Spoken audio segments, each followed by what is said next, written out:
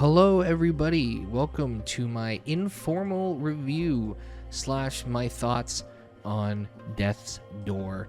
If you are wondering where this video is coming from, maybe you're for some reason already subscribed to the Ghostboy channel and not subscribed to the Reality Escape channel, I was going to do a big in-depth review on this game for the Reality Escape channel, and then I changed direction of that entirely and I focused my video on just one aspect of the story. So if you haven't seen that, you can go check that out. If you are coming here from that, well, thank you, I appreciate it. This is my second channel. It's pretty empty right now, but maybe I'll do more stuff with it. And this is just an unscripted, casual kind of review, kind of my thoughts on Death's Door as a game, because there are other things I would like to talk about. I just didn't get a chance to talk about it in that video because it felt weird going on this whole concept about like death and all this, and then going like, and the gameplay is really fun too. So I'm just separating them, and I might do that more in the future. We'll see. So I'm going to break this down into 4 different sections. We're going to talk about the story, we're going to talk about gameplay, the visuals, and then the music. And that's how I'm going to be kind of doing the basis of all of these casual, unscripted, thought-like videos. So first off, the story, as you guys know, I mean, like I already just said, the Reality Escape video goes into depth about what the story is and talks about a certain element of it. But I will say overall, I do like the story. I do think it takes a little bit of a backseat. I know it's very woven into Titan Souls, which is a game I have not played. I've seen a lot of debate in the Death's Door Discord about whether or not this is a true sequel or like a spiritual sequel to Titan Souls.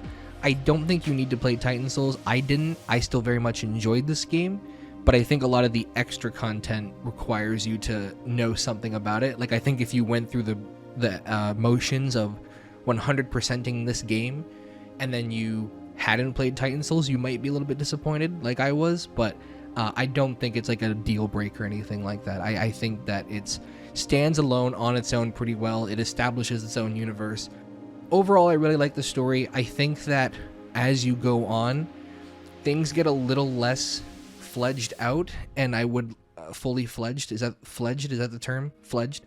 There's some things that I would have liked to have seen a little bit more of. Obviously, it's like 2 guys who did like 99% of the work on this, so I'm not gonna, any criticism I make or any, I would have liked to have seen this. It's what I call perfect world criticism, which means like in a perfect world where you had a million years to make this game exactly how you wanted, and resources and time were not a thing, and you had, the technical know-how to do everything. So when I say I would have liked to have seen something, I'm not accounting for real world factors, because game development is very long and confusing, and there are a lot of things that stop you from doing the things you want to do.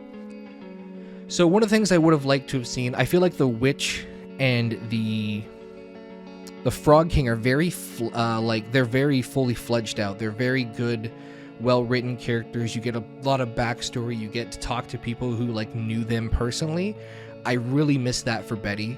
I know that I've heard that there's a link between Betty and Titan Souls, and I know that, but I just feel like we get so little. Like when we get to like the 3rd main section of the game, which is Castle Lockstone, it's more about the Lord of Doors than it is about Betty. And I like that too. I like how they subtle and clue in the Lord of Doors stuff, because I think that having that past perspective really makes you understand where the current one is coming from, because he's had to like deal with this after like a long period of time. But I really would have liked to just seen more about Betty, because we have the Crow, we have Barb, who is, I'll talk about Barb in a second. And then you just find Betty and fight her. It's like, oh yeah, she's just like a wild beast. And like in my Reality Escape video, it was kind of hard to like not talk about it, but just be like, yeah, we don't really know much about what's going on with Betty. She's kind of just there. The other thing about the, I guess I'm kind of talking more about characters than stories, but characters are the story. The followers, like Pothead is very connected to his, I guess Grunt is connected to the Frog King, although I would have liked to have seen more. I guess it was kind of hard, because you can technically not release him. You can just like walk away and he doesn't do anything. So I guess in theory you have to, as a writer, be prepared to what happens if people don't free him, unless you want to make it mandatory, I guess. So, the clever Grunt doesn't do a whole lot. He's kind of just there. Barb the bard, she shows up twice. She's in the forest as well. Completely useless. I don't know. The songs were cool. I like the song that they play, But beyond that, I didn't really mean much for me. I feel like that could have been your opportunity to deliver more story about Betty. So I think that's maybe a missed opportunity, but at the same time, I understand why maybe they wanted to leave Betty more open and up in the air. The other thing when it comes to characters is the Lord of Doors. You only interact with the Lord of Doors twice. I mean, to be fair, one of it is like the last chunk of the game. But the first time is when you get sent into the office, and so it's very hard for me to preface this without like getting into a whole rant about Star Wars: The Last Jedi. I like humor in games. I have no problem with like adding little bits of humor here and there, but sometimes like it's such like a tonal shift from how you perceive a character. Of course, I'm not a writer. I'd like to be a writer one day, but I'm not. But these are just observations, so don't take this as me like bashing the game or bashing the character, because I do enjoy both. I just feel like the Lord of Doors that we meet in the office is so disconnected from the one that we then proceed to learn about and then actually fight later on. You know, it's got like the world's best Lord mug and a little clap and very sarcastic, and then the next time you meet them, it's like the final conflict. So either like a third interaction in between there to like bridge that gap, or just something to like make it so the character feels coherent, because you meet in between that and the other, between those two interactions, you meet 4 other Lord of Doors, and then you hear the story about Death, and Death's like, oh yeah, like the current one like trapped me forever and like, you know, is the reason everything is so bad. And then you're like the person that was like holding the mug and like applauding and like doing little cute laughs and stuff. You know, it's just that little bit of like disconnect between the characters that I would have liked to seen something, you know, like branch that a little bit more.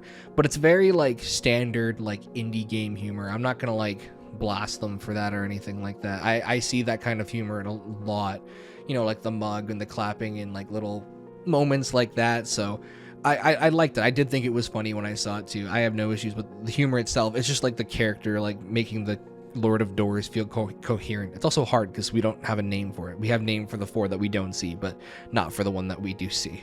In terms of protagonist, you know, the crow is a crow. I like the little bit of personality that it shows when it's like eating soup, or you know, like when it defeats the demonic spirit at the very beginning, it's like cheering itself on. And I love the way that his head moves in cutscenes. It kind of just jolts back and forth. Little details like that I just love. Like I already really liked crows. I mean, they're annoying and they're pests, but just like the look of crows I always really liked.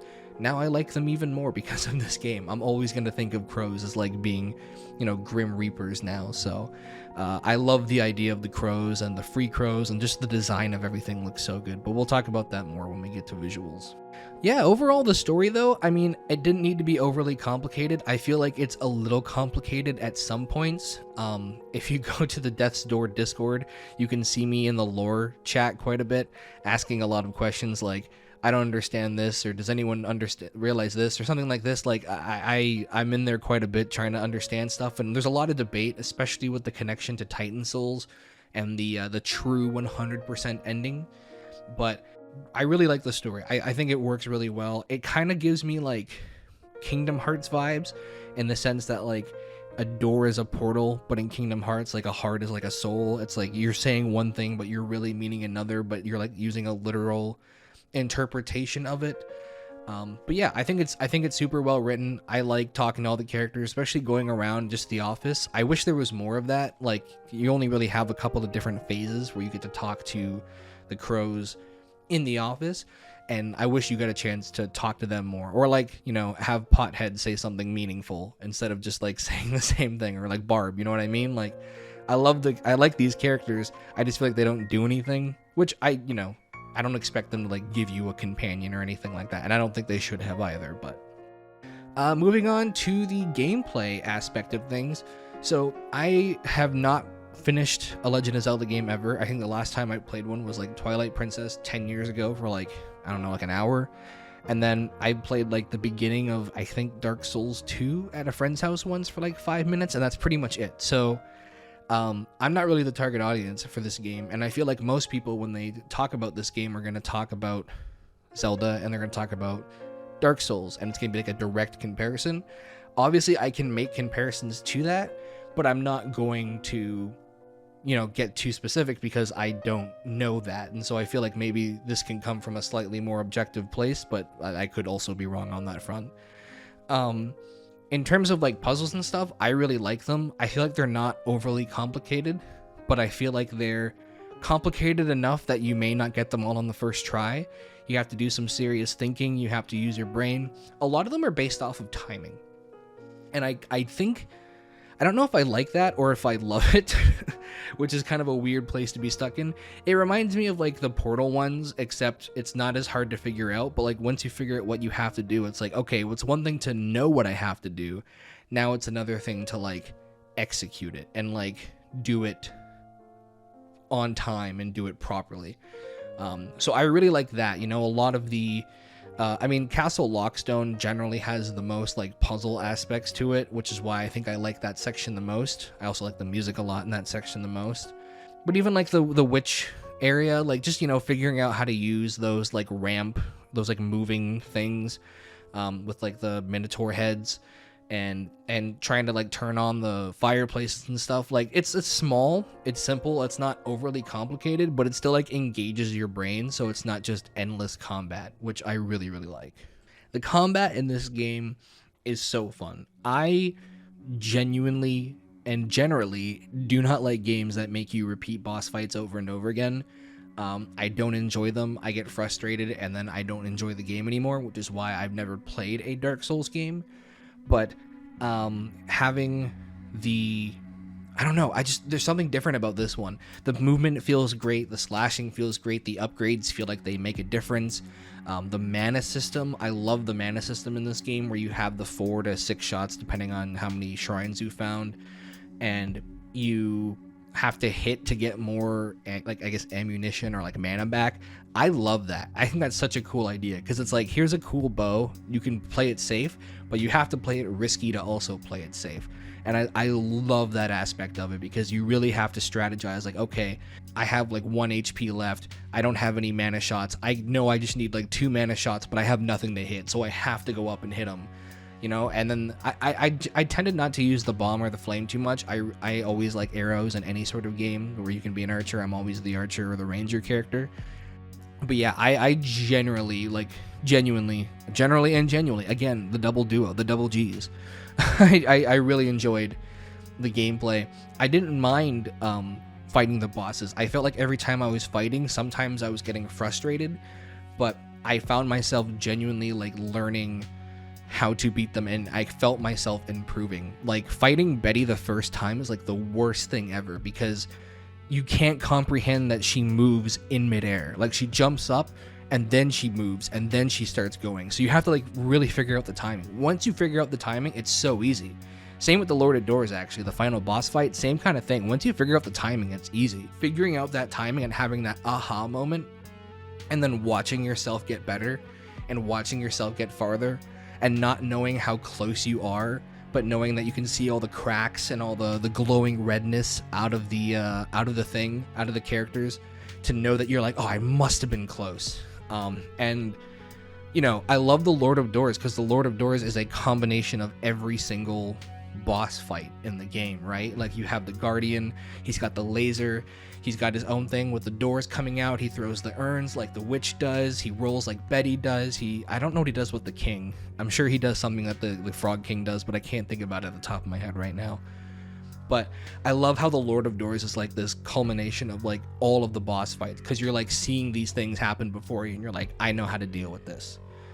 The other cool thing about like just in general is that every like regular like enemy that you find is very much just like on its own thing. Like, every enemy has a certain skill set required to beat it, right? Like, some enemies, like the archers, like can't be stunned, so you have to make sure you're watching them. And then some enemies, like those, I don't know what they are, but they're like these like basic grunt things, and I hate them, because if they get close, they just charge at you and you can't stun them, and you have to always be careful because they'll just lunge at you and kill you. Like, it's infuriating and frustrating. But basically the game says, here's a character, here's a unique thing that you have to do, a unique timing that you have to use to kill it, and then here's 15 different things. Now you have to figure your way around it. Like, the avarice stuff, if they just made like a DLC that was just like 15 modes of that, like 15 waves of that or something, I would play this game like every single day, because the combat is genuinely really fun. And I don't normally play games for gameplay. You know, I play all my games on easy. I don't want to get frustrated. I play games just like calm down and relax, especially like a new game. Like, this is the first like new game I bought all calendar year. So if I'm gonna buy a new game, the last thing I want to do is like get mad and frustrated. But like it felt like a good frustration. Like I really genuinely enjoyed it. Overall though, like the movement feels good. Like I immediately said when I was playing it, like man, this would be fun to speedrun. I never thought I would actually end up speedrunning it. I'm playing like the lowest category. It's like any % current patch, no major glitches. So it's basically just playing the game casually. At the time of recording this, I'm third because there's 3 runs. But honestly, like me speedrunning this game is just like an excuse to play it again, because I genuinely just enjoy so much. How many times can I say genuinely in one video? I just really enjoy the movement in the gameplay, and I highly recommend it. I think that even if you don't care about a lot of the story aspects, go for it. Like just play it. Like you can skip the story and still have a heck of a time just like doing the bosses and stuff. Yeah, and the Grey Crow fight, holy smokes, dude. I love that fight. Visually, and we'll just go to visuals right now. Visually, the Grey Crow fight is the coolest thing ever. One of the things that drew me to the game was the visuals, because you look at it and you're like, well, this is dark and gloomy, but you're also playing as a protagonist that is mainly dark colored, like completely black with a little bit of white and glowing sword.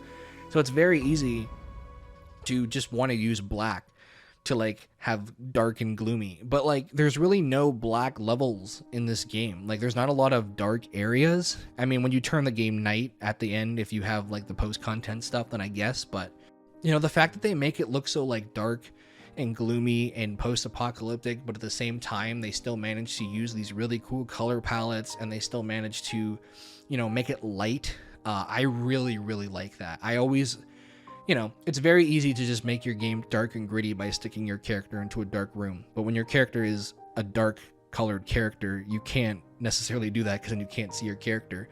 But even like, you know, like the avarice and just having like the keyhole light up, like I really enjoy everything about the way this game looks. I think every level has its unique look and flavor to it. I just really enjoy, you know, like walking through, like even like the main graveyard area. There's so much to explore, and that's this is kind of gameplay, but I'll talk about it in visuals too. A really big talking point about this game is that it has no map in it. And I know that the developers, I saw that they did an interview where they talked about it, and I think that basically, to sum it up, what they said is like, well, you know, in games that we played when we were younger, the games didn't have maps, and we wanted to like emulate that feeling. I 100% wish I had a map while I was playing the game, because you can get lost so easily. But after finishing it, 100% I'm glad I didn't have it, and I would prefer it to not be there. You know, maybe for accessibility purposes, you would want that option, but I think once you have the option, too many people would turn it on. And I think that there are enough resources online that you could probably find a map or like a walkthrough if you really got lost. But yeah, I definitely felt that frustration. It's also a little bit different now that I've like done some speedrun routing, because now I'm like very aware of where things are.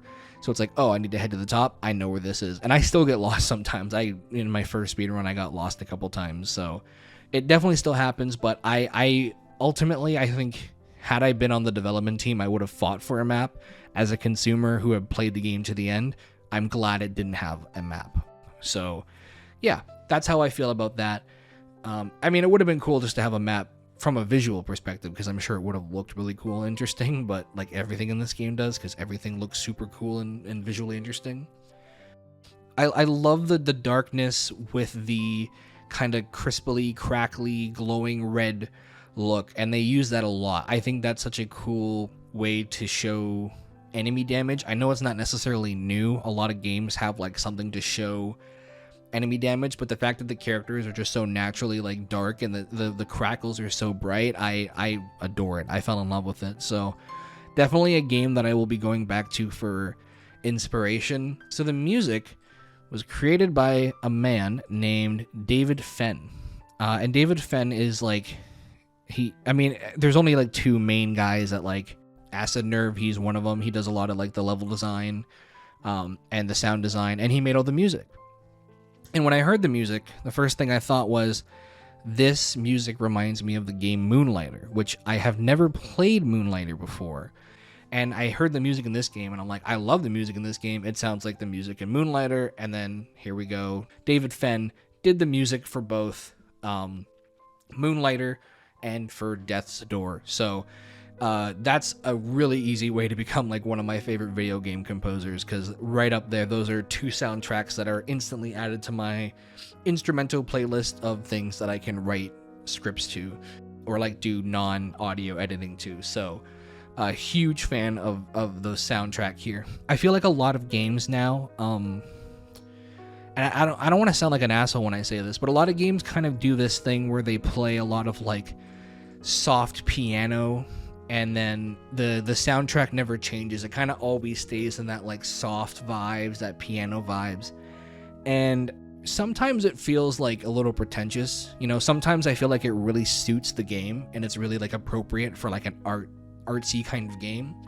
And then sometimes it's like, okay, they couldn't think of anything better, so let's just put some like thought-provoking piano music. Normally really good piano music, to their credit. It's not like it's bad piano music, but sometimes it feels like low effort, right? It sounds like they didn't want to do anything else, and they're like, well, this will make it seem like more deep and thought-provoking and more ambient. And when I first started playing Death's Door, I wasn't really listening to the music. I was just I wasn't processing. I was listening, but I wasn't like understanding it. And I was worried that this was going to go down that same route. And I was like very, very happy to be like, no, this music is actually amazing and it fits the tone of everything. And it like escalates properly, and it has like little rhythmic points and melodic points where you can like sing along in your head, and it'll get stuck in your head throughout the day, and you can play one song on loop and start singing along and stuff. So, and I don't mean any offense to like games that have like primarily piano music. It's just like a trend that I feel like I've noticed over the last little bit, especially with like indie games. And I don't blame them, because I'm pretty sure it's like way easier to just, I mean, it's not easy to do anything when it comes to music composition. It's very hard. I know a lot of people who do it, and I have no idea how they do it. But, you know, like it's, I feel like it's easier than to like, you know, put like a keyboard together with all these different instruments and create like this epic soundtrack. And you know what I mean? It's difficult no matter what. So I'm not saying the piano thing is a cop-out. I'm not looking to offend anyone or be like, make your game the way I want to. I'm just saying it's a trend that I've noticed. And I was worried that when I heard this game, it was going to be like, oh, it's just like another piece of the trend puzzle. But it stood out to me. It felt like really, really good to like hear these sounds while playing the game. Even when I was streaming, like I would just stop talking sometimes to like listen to the music, because that's how good it was. And even when I'm like listening to the instrumental playlist while I'm working, I can like hear a song and be like, oh, I know that level right away. You know, I love the soundtrack can really bring a game together, kind of destroy it. So in this case, I'm very, very happy that exceeded expectations, and it really made this game. It really became a big part of why I like this game so much. So that is it. Overall, that is my thoughts on Death's Door. There's no like score. There's no like 10 out of 10 or something, because I feel like I would rate every game a 10 out of 10, because I would only talk about a game if I really liked it. You know, is it the perfect game? No. Do I absolutely adore this game? Yes. Would I put it in my top 10 of all time? Yeah, I think so. Now, that being said, I'm not much of a gamer. I don't play a lot of new games. And when I find games I like, I just play them over and over and over again. But I would probably put this in my top 10 right now. Don't ask me for a list. I don't have it off the top of my head. But I would 100% put this up there. You know, I just said probably, and then I said 100%. So I guess I'm putting it up there. I really adore this game. This is my game of the year by far. There's a lot of games that I wanted to play this year, but I just felt like I couldn't commit the time. This was like a nice short experience. I finished it in like 2 or 3 sittings. I've beaten it 3 times since. I'll beat it probably 100 times more when I start speedrunning again. And overall, like, you know, the story, which really felt like something that was like taking a back seat compared to the gameplay, especially with a game like this. I feel like it's so easy to have a game with a gameplay like this just take over and let that be the main focus. But this game had a story that I think really shines once you start to pay attention to it. And if you want to hear my dissection and you haven't watched my video on youtube.com/realityescape titled Death's Door and Facing Mortality, you can go check that out. That is my full dissection on an aspect of the story, and I hope you enjoy that. And if you came over from this, I hope you enjoyed this. If you played Death's Door, leave me a comment. Let me know what you think, and I might do something like this more, a casual unscripted review for other games that I have played, if that is something you're interested in, just something small and simple that I can kind of shove out in a day while I'm working on big stuff for the main channel. But yeah, comment below, let me know what you think of this game, if you played it or just watched it or whatever. I want to know what you guys think about this game, and if you want DLC, because I want DLC. There's no plans for DLC, but damn, I want some DLC. That being said, guys, have a good evening, morning, afternoon, wherever you may be. I hope you are staying safe out there, and I will see you on Twitter or on Twitch or here on this channel or on my other channels or somewhere else. Join our Discord. Links are all in the description, and I will see you soon.